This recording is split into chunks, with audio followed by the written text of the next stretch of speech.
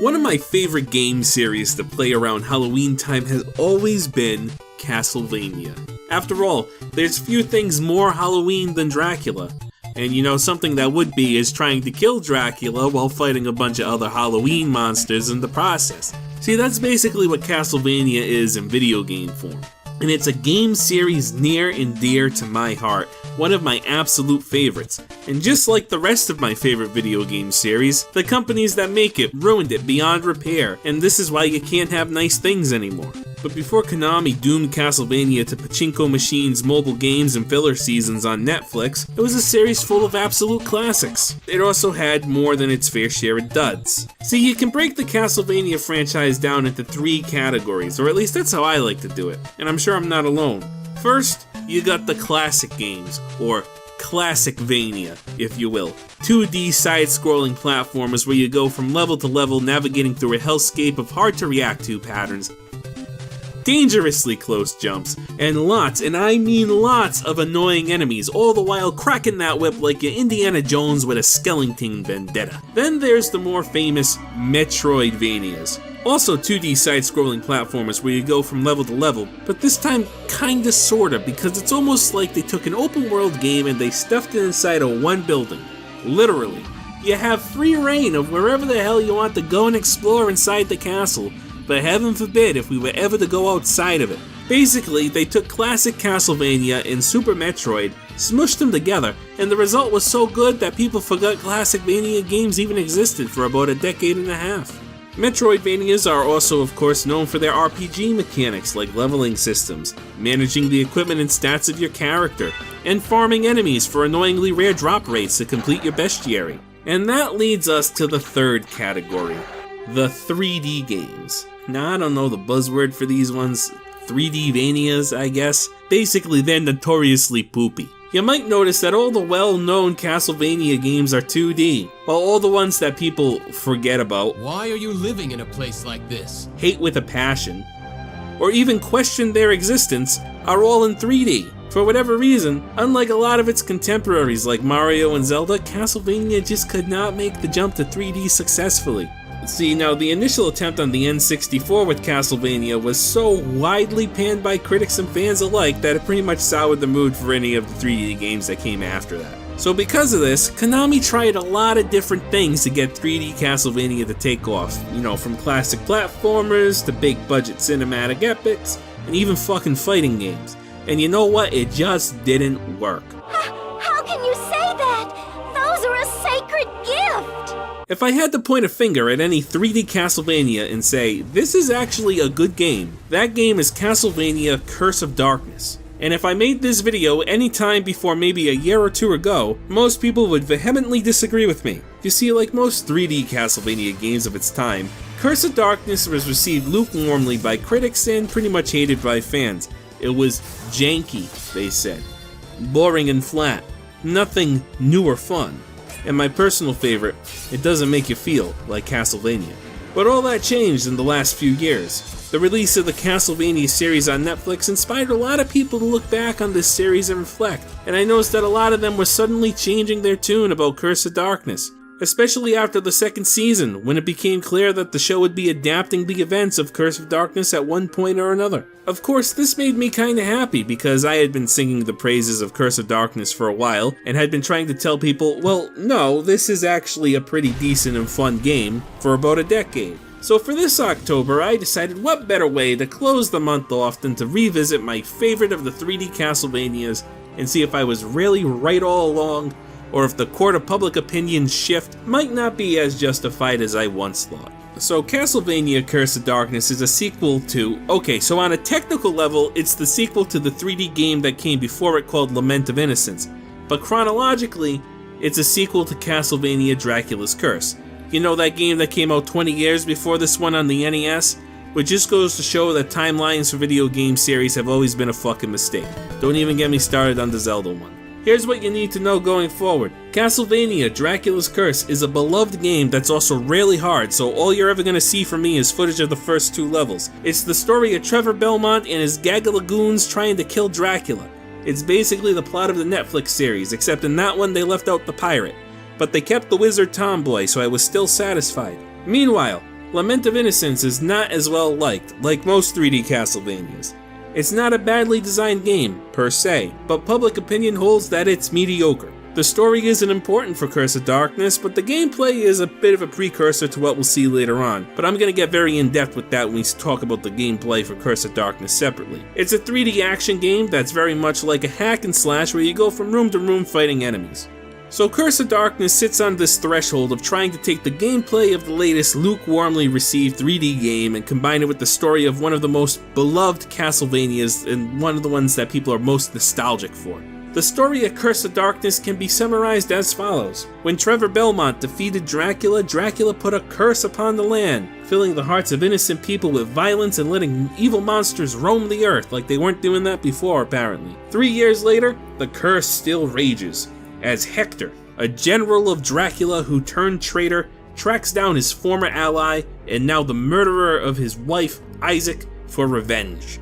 Hector and Isaac are known as Devil Forge Masters, powerful alchemists and sorcerers who are able to create and give life to monsters and are also highly skilled warriors said to be on par with Death himself.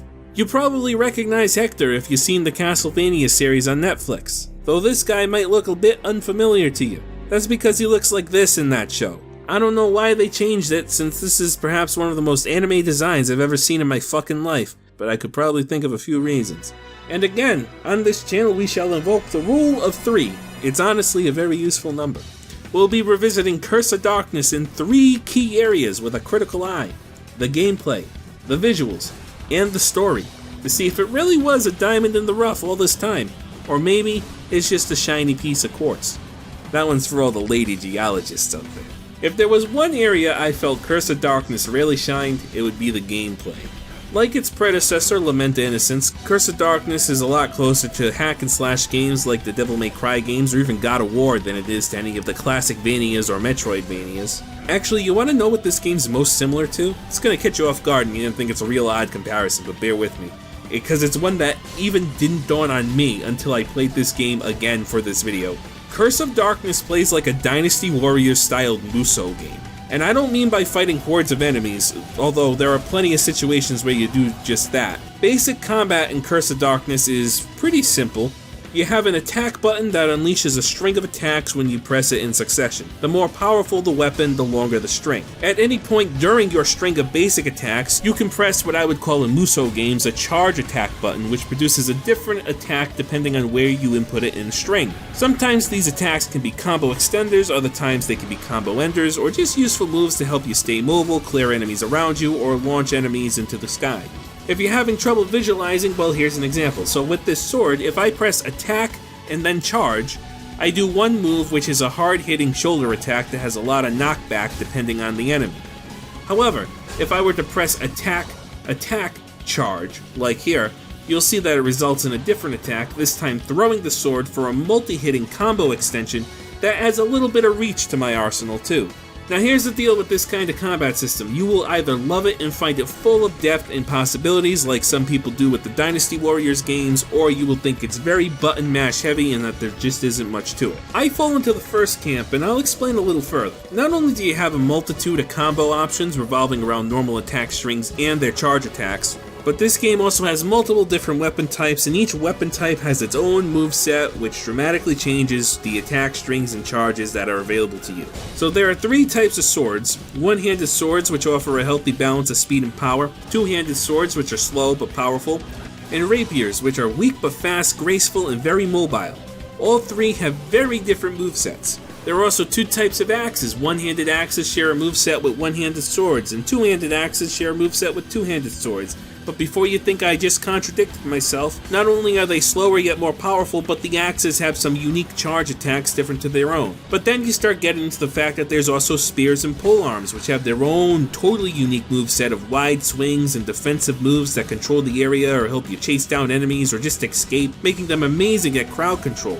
Then there's also fist weapons, which are the weakest of the weapons, but they're also the fastest and the easiest to combo with. And they got things like rapid fire punches, hurricane kicks, and spinneroonies that would make Booker T die of jealousy. Last but not least, there are also what the game terms special weapons. These are mostly joke and oddball weapons, things like shurikens and boomerangs. all of which have unique attacks which are mostly a single hit. Though some of them, like the Tonfa, are very powerful and very fun, and then there's also my personal favorite.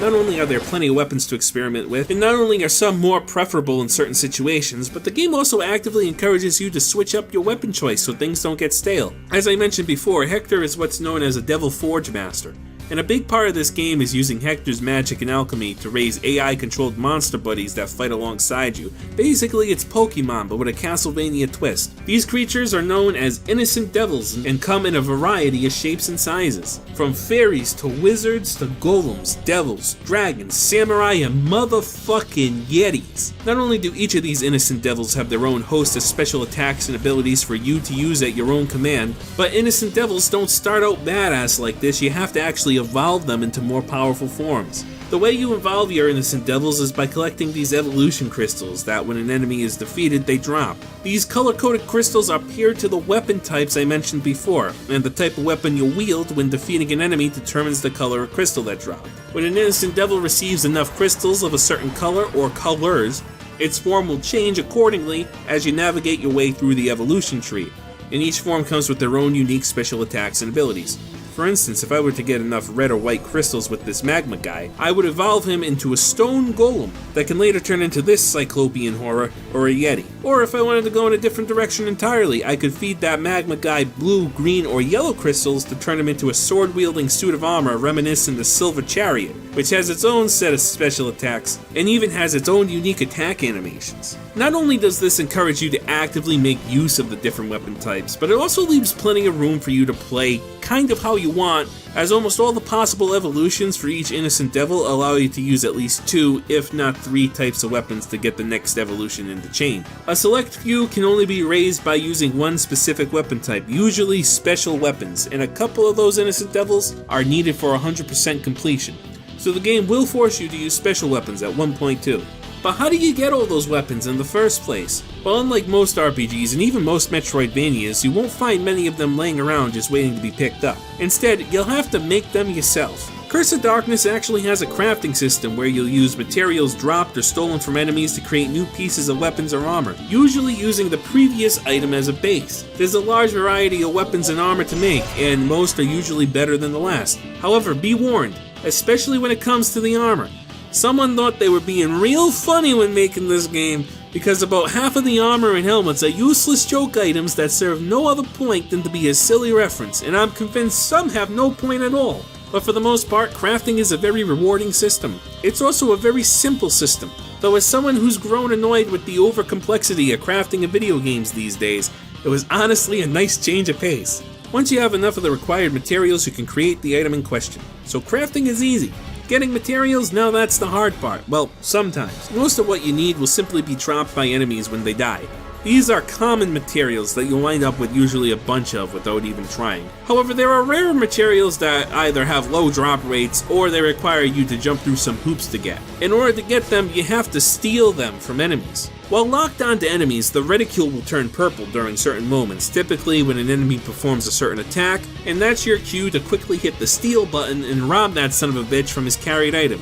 The stealing mechanic is really fun, but can also be very frustrating in certain instances. One thing that's important to note is that the window for stealing is actually unique to each enemy type. For example, with this knight over here, I only have to wait until he winds up a big meaty attack, while for this Cyclops, it takes a bit more skill and timing because I have to jump when he jumps in order to both avoid his attack and steal his Galatite. However, the more powerful the enemy, the more oddly specific the steal window tends to get, sometimes requiring you to be rather creative with your techniques. Take for example this Flame Demon, whose steal window occurs when I do a pop-up launcher attack against him. However, the only problem is that the window for stealing is a little too tight, leaving a very low chance of being able to jump up and steal from him by the time I finish my recovery animation from my attack. Possible, but difficult. But if I use my Mage Innocent Devil to stop time,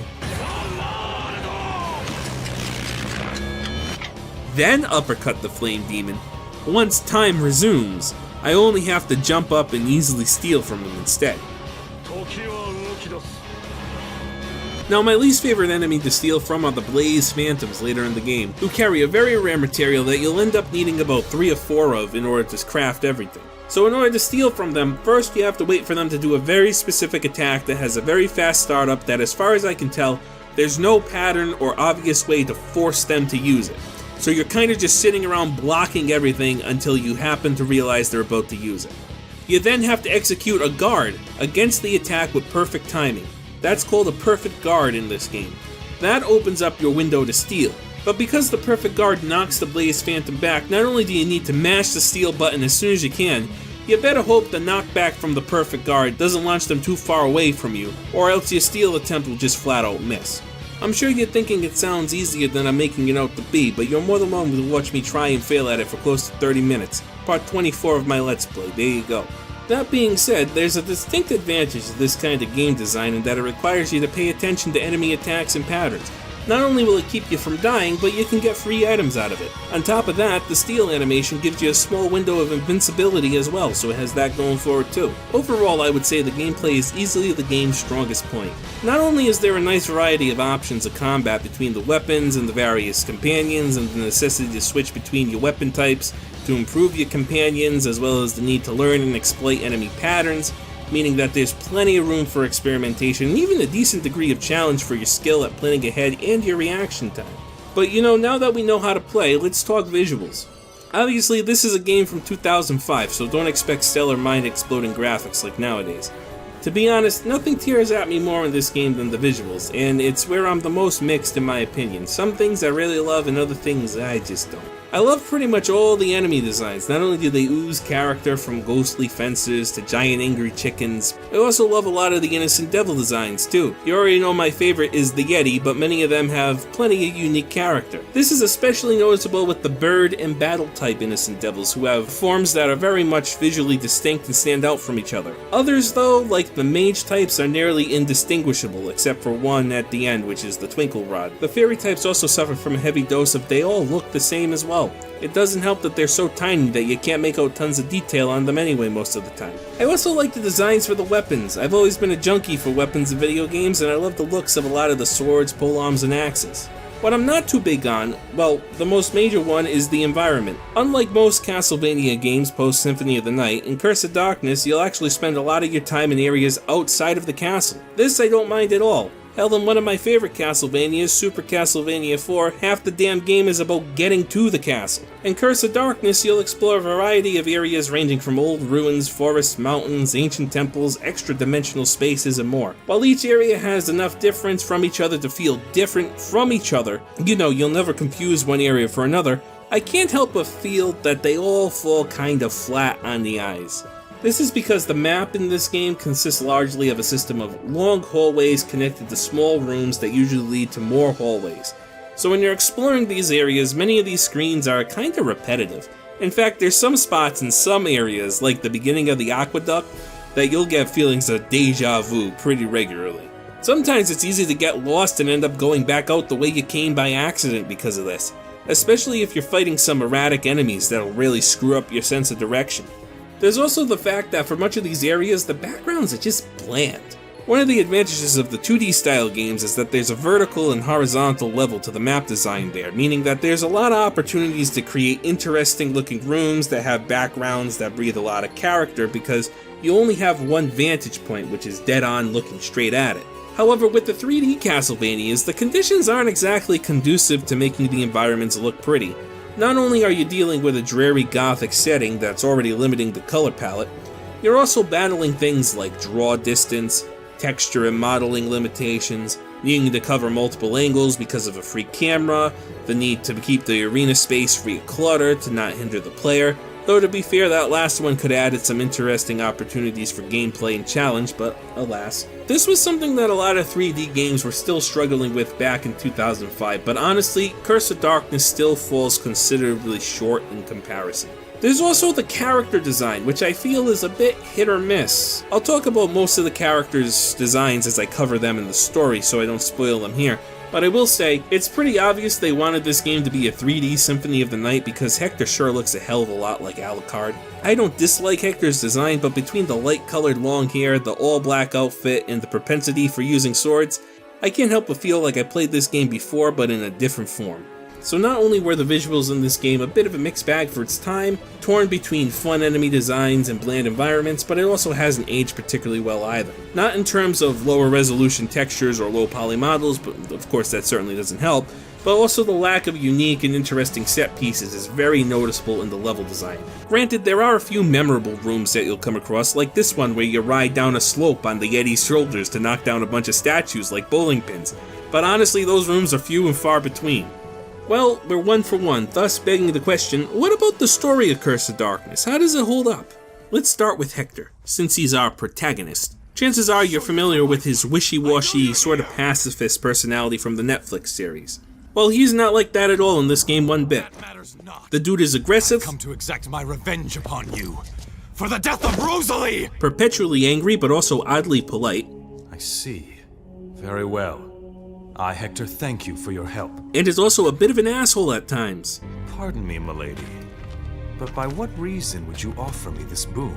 He definitely has emotion to him. The emotion is mostly pure rage. It does kinda make sense, after all he's a hardened warrior guy who's out for revenge. Most of his interactions with others in cutscene is either him yelling at someone or being weirdly honorable and nice. Hector used to be one of Dracula's star generals alongside Isaac, and their power was said to rival death himself. And if you're wondering why he wasn't a boss in Dracula's Curse, there's a reason for it. Hector defected from Dracula due to Dracula's lack of mercy for humanity and fled. Isaac left to track him down and kill him, all at the same time that Trevor and the boys showed up to push Dracula's shit in. So Isaac, blaming Hector for Dracula's downfall, vows revenge. Hector eventually settles down and marries a woman named Rosalie. 3 years later, Isaac manages to frame Rosalie for witchcraft, leading to her execution. Hector, realizing that Isaac was behind her death, gives chase. Now Isaac is Hector's counterpart, and he's just weird, man. He dresses weird, he acts weird, he laughs weird. And the only thing we get to really know about him through the whole game is that he was fanatically loyal to Dracula. Isaac also plays a key role in maintaining Dracula's curse that he put on the land when he dies. The curse supposedly makes people violent and monsters stronger, but we never really see it in action, we're just told about it the whole game. Anyway, Hector chases Isaac to the abandoned ruins of a castle, but it's not Dracula's castle, so whose castle is it anyway? Where Isaac informs Hector that he's too weak to even enjoy killing, so Hector needs to go regain some of his powers before Isaac can even bother with it. Thus, the quest begins to raise innocent devils, gain levels, and farm ores and bevels to make new equipment so that we stand a chance. Early on into the game, while exploring the nearby mountain range, Hector meets a woman who is actually a witch named Julia, and she's the spitting image of Hector's dead wife. A little trippy, but hey, alright. Julia has very little personality other than being soft-spoken, but also as equally oddly polite as Hector. She's the yin to his yang, but they still have a lot in common. I bet you can see where this is going. There's a handful of other characters that Hector will meet on his quest to regain his powers to defeat Isaac. The most memorable is Saint Germain. He's a refined Englishman, I could fight you. and at least I think so. You've been warned. And it's heavily implied that he's a time traveler. By the way, Saint Germain was a real person in the 1700s. There's a fun fact for you. Saint Germain keeps trying to stop Hector from regaining his powers by convincing him not to pursue Isaac, and he fails miserably every time. It's never stated clearly why that's the case, but it's implied it has something to do with altering the timeline. Hector also runs into Trevor Belmont a handful of times, and even gets his ass kicked by Trevor the first time they meet. The design for Trevor in this game is pretty badass with his overcoat and scar. He looks like a man who went through some shit, and you can tell. But he also looks noticeably Japanese in the face for a European man from the boonies of Transylvania, so it's kind of funny. Lastly, there's the character Zed. He's the counterpart to Saint Germain and is a malevolent-looking priest who keeps persuading Hector to continue to pursue Isaac in order to end Dracula's curse. Zed and Saint Germain are also enemies, and Hector even witnesses them fight for a bit, but you know, he never asked either of them to clarify what the fuck that was all about when he sees either of them again. About halfway through the game, you have a showdown with Isaac in a town that's overrun with monsters, and you actually manage to kick his ass a bit. And then he does the usual Japanese villain, your powers are returning, how wonderful, but you're still not strong enough. Ah, how gratifying. Your power is indeed returning, but it's still not enough. Brother, stop! You know, until Julia! Julia interrupts the fight, which allows Isaac to escape. Hector gets pissed off, more so than he usually is, about the fact that she allowed Isaac to escape, and then it's revealed Isaac is Julia's brother, and that she suspects that there's something more to Isaac than just wanting Hector to fight him. Thankfully, this game skips most of the JRPG melodrama about Julia being Isaac's sister, and it basically boils down to if Hector was to kill Isaac, he would succumb to Dracula's curse and that would be bad. So Hector decides to let Trevor handle it, but Trevor sends him after Isaac anyway. Hector ends up raising Dracula's castle from the depths of hell, I guess, and Trevor gets stabbed by Isaac and almost killed. So now it's up to Hector to save the day after all. Hector fights his way through perhaps the most boring incarnation of Dracula's castle ever, and runs into Isaac yet again. It gets revealed that the plan is actually to subdue Hector and use his body as a vessel for Dracula's reincarnation, and Isaac wanted to make sure that Hector was nice and powerful so Dracula would be powerful too. Oh yeah, and remember that Zed guy? Well, he was actually the Grim Reaper in disguise this whole time and was actually pulling the strings. But since both Death and Isaac failed to beat Hector, they just use Isaac to resurrect Dracula instead. And you beat him, like you usually do in Castlevania games. Hector then uses his power to end Dracula's curse once and for all, the world is saved, Trevor miraculously survives off screen, Hector and Julia hook up, and Saint Germain sends us on our merry way. So let's talk meat and potatoes here. What does this story actually contribute to the Castlevania plot as a whole?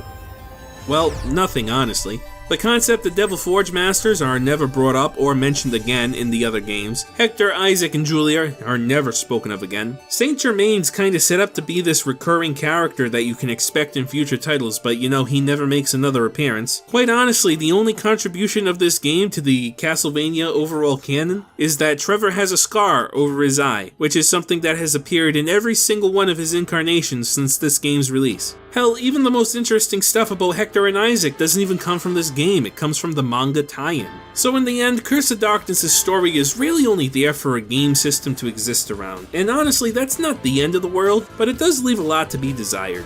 So in the end, I have to admit that going back to Curse of Darkness, I'm torn about how good or not so good it is. I think the gameplay is really fun, and that's absolutely the selling point. Between the weapon types, innocent devil evolutions, simple yet deep combat, the fact that I can have a Yeti companion is just fun and enjoyable, at least to me. On the other hand, environments are very lacking, which is a shame because a lot of the enemy designs are very fun, and there's also the fact that there's so many copy and pasted hallways and arena rooms in each area that very few rooms stand out and so much of it just blurs into a mess of the same. The story is serviceable enough to build a game around, but it really doesn't contribute much to the grand Castlevania mythos at all. In fact, it's honestly rather surprising that a version of Hector and Isaac made their way into the animated series considering that. If I had to put my foot down and come to an answer, it would be this. Castlevania Curse of Darkness is a fun game to play, but isn't anywhere near the top of the most played Castlevania games list. However, I think that those who give this game an honest chance, especially people who brushed it off way back when, will be pleasantly surprised about what they missed, especially when it comes to the combat system and the Innocent Devil system. I also have to admit that maybe it hasn't aged that well in the looks department, and the story, despite having a lot of neat ideas, just never really delivers with any of it. But I will always have a soft spot in my heart for this game, because every time I play it, I always end up having a ton of fun. Except when I'm trying to steal from the Blaze Phantoms. Seriously, fuck those guys! Well, look at us, we made it to the end guard. Jeez, I thought that would be over sooner. Well, if you still haven't had enough of me rambling about Curse of Darkness, you're more than free to check out my full Let's Play of it on my second channel. Link is in the video description below, and probably on screen too, unless I got lazy and forgot. Oops.